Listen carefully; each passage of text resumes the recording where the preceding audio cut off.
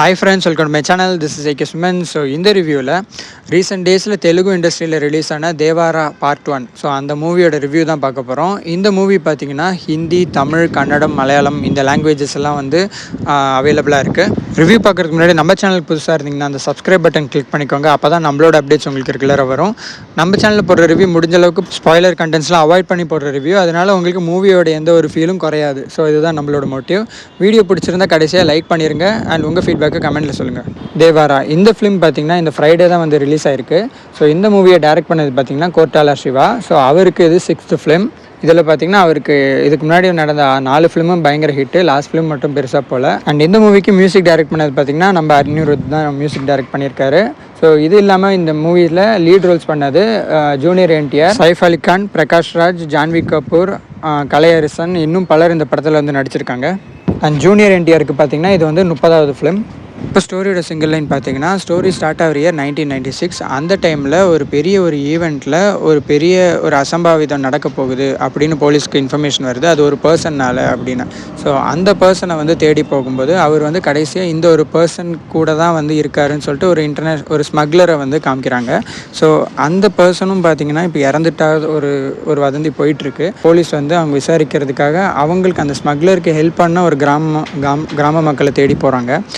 அந்த மக்களை பார்க்கும்போது அவங்கக்கிட்ட இவங்க வந்து ஒரு ஸ்ட்ரேஞ்சர் மாதிரியும் ஒரு கிளைண்ட் மாதிரியும் இவங்க வந்து அவங்ககிட்ட ஒரு டீல் பேசுகிறாங்க. நீங்கள் வந்து கடலுக்குள்ளே போயிட்டு இந்த ஒரு கண்டெய்னரில் இருக்கிற இந்த ஒரு விஷயத்தை மட்டும் எங்களுக்கு எடுத்து கொடுங்க அப்படின்னு சொல்லும்போது அவங்க வந்து அந்த கிராம மக்கள்லாம் மறுக்கிறாங்க. ஸோ அதுதான் சைஃப் அலிகான் அந்த டீமை. ஸோ அவங்க வந்து மறுக்கிறாங்க, கடலுக்குள்ளே மட்டும் நாங்கள் இறங்க மாட்டோம் அப்படின்னு. ஸோ இந்த டைமில் தான் நம்ம பிரகாஷ் ராஜை வந்து மீட் பண்ணுறாங்க. ஸோ அவர் ஒரு கதையை சொல்கிறாரு, எதுக்கு இந்த கிராம மக்கள்லாம் கடலுக்குள்ளே இறங்க மாட்டுறாங்க அப்படின்னு சொல்லிட்டு. ஸோ அதுதான் தேவாராவோட ஸ்டோரி. ஸோ 1980 தான் இந்த ஃப்ளாஷ்பேக் வந்து ஸ்டார்ட் ஆகுது. ஸோ இந்த டைமில் பார்த்திங்கன்னா இந்த மக்களோட முன்னோர்களை வந்து இண்டிபெண்டன்ஸ்க்கு முன்னாடி என்ன பண்ணிட்டு இருந்தாங்கன்னா, கடலில் எதிரிகள்லாம் வரும்போது அவங்களெல்லாம் தாக்குள்ள வரவிடாமல் தடுத்துட்டு தான் இவங்களோட முன்னோர்கள். ஸோ அவங்களோட மக்கள் ஆஃப்டர் இண்டிபெண்டன்ஸ்க்கு அப்புறம் பார்த்திங்கன்னா அவங்களுக்கு தெரிஞ்ச அந்த ஒரு வேலை இல்லாதனால அவங்க வந்து பணத்துக்காக இந்த ஸ்மக்லிங் ரிலேட்டடாக வந்து இறங்கியிருக்காங்க. இது வந்து தப்புன்னே தெரியாமல் அவங்க வந்து பண்ணிகிட்ருக்காங்க. இதில் தேவாரம் ஒரு ஆள். பட் ஆனால் அவர் வந்து மக்களுக்கு நல்லது பண்ணணும், யாரையும் காயப்படுத்தக்கூடாது அப்படின்னு சொல்லிட்டு ஒரு மைண்ட் செட்டில் இருக்கிறவர். ஸோ இந்த மாதிரி ஒரு சூழ்நிலையில் நம்ம பண்ணுறது தப்புன்னு ரியலைஸ் பண்ணுற அவர் இனி யாருமே வந்து இந்த திருட்டுக்காக போகக்கூடாது அப்படின்னு சொல்லிட்டு ஒரு முடிவு எடுக்கிறாரு. ஸோ இதுக்கப்புறம் அந்த ஸ்டோரி வந்து கடலுக்குள்ளே இவங்கெல்லாம் அதையும் மீறி மற்ற மக்கள்லாம் இறங்குனாங்களா இல்லையா, இல்லை அதுக்கு இவர் எப்படி ரியாக்ட் பண்ணார், தேவாருக்கு என்ன தான் ஆச்சு, அப்புறம் அந்த கடைசியாக அந்த போலீஸ் தேடி வந்த பர்சன் கிடச்சாரா இல்லையா, அது யார், இதெல்லாம் வந்து மோஸ்ட்லி இந்த ஃப்ளாஷ்பேக் மூலியமாகவே சொன்னது தான் இந்த தேவாரா பார்ட் 1. இப்போ மூவியில் கேரக்டரைசேஷன் பற்றி பார்ப்போம். ஸோ இந்த இதில் எல்லாருக்கும் டீட்டெயில்டான ஒரு ரோலை வந்து நல்லாவே வந்து டேரக்டர் வந்து கொடுத்துருந்தாரு. எல்லாரோட கேரக்டர்ஸும் நல்லா தனியாகவே வந்து அவங்களோட கேரக்டரிஸ்டிக்ஸை தனியாகவே காமிச்சிருந்தாங்க. ஒன்றும் ஸ்பெசிஃபிக்காக இருந்துச்சு ஒருத்தருக்கும். ஸோ ஃபஸ்ட்டு பார்த்தீங்கன்னா நம்ம ஜூனியர் என்டிஆர். ஸோ அவர் இந்த ஃபிலிமில் டியூவல் ரோலில் வராரு. ஸோ ஒன்று அப்பாவா ஒன்று சன்னான்னு சொல்லிட்டு 2 ரோலில் வந்து அவர் நடிச்சிருக்காரு. அந்த 2 ரோலுக்கும் பார்த்திங்கன்னா அவருக்கு வந்து நிறைய வேரியேஷன்ஸை வந்து நல்லாவே காமிச்சிருக்காரு. ஸோ அவரோட ஸ்க்ரீன் ப்ரெசன்ஸ் பார்த்திங்கன்னா நம்மளை வந்து ஓகே இந்த பர்சன் இவருக்கு வந்து இந்த கேரக்டர் வந்து கொடுத்தது தப்பே இல்லை, அந்த மாதிரி டிசர்வ் பண்ணுற மாதிரி அந்த மாதிரி ஒரு கேரக்டர் வந்து நல்லாவே பண்ணியிருந்தார். ஸோ ஒரு கிராம மக்களையே வந்து ஒரு கண்ட்ரோல் பண்ணுற அளவுக்கு அவருக்கு வந்து ஒரு ஆளுமையோ இல்லை அந்த ஒரு விஷயம் இருக்குது. ஸோ அந்த மாதிரி நம்மளை வந்து ஃபீல் பண்ண வச்சார் ப்ரெசன்ஸில். ஸோ அந்த மாதிரி டேரக்டரும் நல்லாவே இவரை வந்து நல்லாவே காமிச்சிருந்தார். அந்த ஒரு கேரக்டரையும் நல்ல டீட்டெயிலாக நல்லா எழுதியிருந்தாங்க. ஆக்டிங், டான்ஸு, ஸ்டண்ட்டு, ஸோ எல்லாத்துலேயும் வந்து இதில் வந்து நல்லாவே பின்னியிருந்தார். இன்ஃபேக்ட் தமிழ் வெர்ஷன்லேயும் பார்த்திங்கன்னா அவரோட ஓன் வாய்ஸ் தான் கொடுத்துருந்தாரு. ஸோ நெக்ஸ்ட்டு பார்த்திங்கன்னா சைஃப் அலி கான். அவர் பார்த்திங்கன்னா ஒரு மூர்க்கத்தனமான ஒரு வில்லனாக வந்து இந்த படத்தில் வந்து ப்ளே பண்ணியிருக்காரு. ஸோ ஒரு ராவான வில்லனாக வந்து இந்த படத்தில் அவர் இருக்கார். ஸோ அந்த ஒரு கேரக்டரையும் பார்த்திங்கன்னா அவர் நல்லாவே வந்து ப்ரெசென்ட் பண்ணியிருந்தார். ஸோ அந்த ஒரு கேரக்டரைசேஷனையும் நல்லாவே டீட்டெயிலாக எழுதியிருந்தாங்க. ஸோ அவர் வந்து தேவாரம் மேலே இருக்கிற கோவம் ஆகட்டும், அந்த ஒரு ஃப்ரெண்ட்ஷிப் ஆகட்டும், அண்ட் அதுக்கு முன்னாடி அவர் பண்ணுறதுல வந்து சில எதிர்ப்புகள் காமிக்கிறதாகட்டும், ஸோ இப்படின்னு சொல்லிட்டு எல்லாத்தையும் நல்லாவே காமிச்சிருந்தாங்க.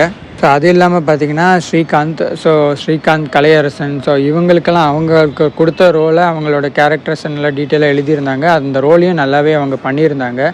ஸோ அது இல்லாமல் ஹீரோயினாக நடித்த ஜான்வி கபூர், பிரகாஷ் ராஜ். ஸோ அவங்களுக்கு கொடுத்த கேரக்டரைசேஷனை அவங்க வந்து நல்லாவே காமிச்சிருந்தாங்க. நெக்ஸ்ட்டு மியூசிக் பற்றி சொல்லணும்னா அனிருத் தான் மியூசிக் பண்ணியிருக்காரு. ஸோ அவர் ஒரு மிரட்டலான 2 சாங்ஸை வந்து நல்லாவே கொடுத்துருக்காரு. ஸோ ஸ்டார்டிங் ஆகட்டும் அண்ட் தேவாரா பிஜிஎம் ஆகட்டும் அண்ட் அதுக்கப்புறம் அந்த தேவாரா சாங் ஆகட்டும். ஸோ இதெல்லாம் நல்லா பண்ணியிருந்தார். ஸோ அது இல்லாமல் மெலோடிஸ் ஒன்று, அதுவும் ஆல்ரெடி ட்ரெண்டு தான். ஸோ எல்லாமே வந்து ஓரளவுக்கு நல்லா தான் கொடுத்துருந்தாரு. அந்த மியூசிக்கும் வந்து மூவிக்கு வந்து ஒரு சப்போர்ட்டாக தான் இருந்துச்சு. ஸோ மூவியோட ப்ளஸ்ன்னு பார்த்திங்கன்னா இந்த ஸ்டோரி தான். ஸோ ஸ்டோரி பார்த்திங்கன்னா இது வரைக்கும் நம்ம ஜென்ரலாக யூஸ்வலாக பார்க்குற ஸ்டோரி மாதிரி இல்லாமல் ஒரு டிஃப்ரெண்ட்டான ஒரு ஸ்டோரி. ஸோ அது நம்மளுக்கு ஒரு புதுமையாக இருக்கும் ஒன்று. இன்னொன்று பார்த்திங்கன்னா ஸ்டோரி லைனும் கொஞ்சம் வந்து டிஃப்ரெண்ட்டாக ஒரு விஷயத்த வந்து சொல்லியிருப்பாங்க. ஸோ அது வந்து ஸ்டார்டிங் பார்த்திங்கன்னா உங்களுக்கு வந்து இதுதான் ஸ்டோரியா அப்படின்னு சொல்லிட்டு நம்ம ஜட்ஜ் பண்ணுவோம். பட் இருந்தாலும் அதையும் தாண்டி ஒரு விஷயத்தை வந்து அவங்க கொண்டு போயிருப்பாங்க. மூவியோட மைனஸ்ன்னு நான் ஃபீல் பண்ணது பார்த்திங்கன்னா ஆரம்பத்தில் ஒரு கொஞ்சம் ஸ்லோவாக வந்து ஸ்டார்ட் ஆகும். ஸோ அந்த ஒரு இடம் மட்டும் கொஞ்சம் லேக் மாதிரி தோணும். பட் அதுக்கப்புறம் மூவி பார்த்திங்கன்னா கொஞ்சம் இன்ட்ரெஸ்டிங்காக நம்ம எதிர்பார்க்காத மாதிரி போயிடும். ஸோ ஸ்டார்டிங் மட்டும் அந்த ஒரு விஷயம் ஸ்லோனஸ்ஸாக ஸ்டார்ட் ஆகிற மாதிரி இருக்கும், அவ்வளோதான். மூவியில் கொஞ்சம் ஆக்ஷன்ஸ் கொஞ்சம் இருக்கும். பட் அது எல்லாமே பார்த்திங்கன்னா ஸ்டோரி ஓரியன்டாக தான் இருக்கும். ஸோ அதனால் நம்மளுக்கு ஆடாக ஒன்றும் தெரியாது. ஸோ இந்த ஒரு ஸ்டோரி கிட்டத்தட்ட ஒரு ரிவெஞ்ச் ஃபார்மேட்டில் தான் வந்து போகும். அண்ட் கிளைமேக்ஸ் பற்றி சொல்லணும்னா கிளைமேக்ஸில் ட்விஸ்ட் இருக்குது. ஸோ அந்த ட்விஸ்ட்டையும் முடிச்சதுக்கப்புறம் நம்மளை வந்து கடைசியாக ஒரு சைலண்ட் ஆக்கிற மாதிரி ஒரு விஷயத்தை காமிச்சிட்டு தான் நம்மளை வந்து படத்தை முடிக்கிறாங்க. அது என்னென்னு நீங்கள் தேட்டரில் போய் பாருங்கள். அண்ட் இதையும் தாண்டி செகண்ட் பார்ட்டுக்கு வந்து நம்மளுக்கு வந்து இதுக்கப்புறம் என்னடா ஸ்டோரி இருக்க போகுது அப்படின்னு தோணும். பட் ஆனால் அவங்க இதில் காமிச்ச சில கேரக்டர்ஸ் பற்றி இது இன்னும் இந்த படத்தில் வந்து ரிவீல் பண்ணலை. ஸோ அதெல்லாம் வந்து செகண்ட் பார்ட்டில் ஒரு விஷயமா இருக்கலாம். அண்ட் காமிக்காத சில விஷயங்கள்லாம் இதில் வந்து சொல்லியிருப்பாங்க. ஸோ அந்த விஷயத்தெல்லாம் செகண்ட் பார்ட்டில் காமிக்க வாய்ப்பு இருக்குது. ஸோ மூவி எப்படி இருக்குன்னு கேட்டிங்கன்னா என்னோட பாயிண்டில் பார்த்தீங்கன்னா இது வந்து ஒரு கண்டிப்பாக ஒரு வாட்சபிளான ஒரு ஃபிலிம் தான். கண்டிப்பாக ரொம்ப எக்ஸ்ட்ராடினரின்னு சொல்ல முடியாது. பட் இருந்தாலும் ஒரு டீசெண்டான ஒரு வாட்சபிளான ஒரு மூவி. அண்ட் இந்த ஸ்டோரி வந்து ஒரு டிஃப்ரெண்ட்டான ஒரு கதைக்களம், டிஃப்ரெண்ட்டான ஒரு கதையம்சத்தில் இருக்கிறதுனால கண்டிப்பாக நம்ம வந்து கண்டிப்பாக போய் பார்க்கலாம். பிகாஸ் அந்த மாதிரி ஒரு டிஃப்ரெண்ட்டான ஒரு ஃபீலை, டிஃப்ரெண்ட்டான ஒரு வாழ்க்கை முறையை வந்து இதில் காமிச்சிருப்பாங்க.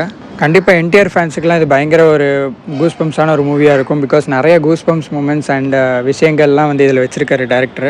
அண்ட் இந்த மூவி கண்டிப்பாக ஃபேமிலி அண்ட் ஃப்ரெண்ட்ஸோட பார்க்கலாம். ஸ்டார்டிங் மட்டும் நான் சொன்ன மாதிரி கொஞ்சம் ஸ்லோனஸ் இருக்கும். அதுக்கப்புறம் கொஞ்சம் பிக்கப் எடுத்துரும். வாட்சபிளான ஒரு ஃபிலிம் தான். அவ்வளோதான் ஃப்ரெண்ட்ஸ் இந்த ரிவ்யூ பிடிச்சிருந்தா லைக் பண்ணுங்கள். அண்ட் நீங்களும் தேட்டரில் போய் படத்தை பார்த்துட்டு உங்களோட ஃபீல் வந்து இதே மாதிரி இருந்துச்சா அப்படின்னு பார்த்துட்டும் கமெண்ட்டில் சொல்லுங்கள்.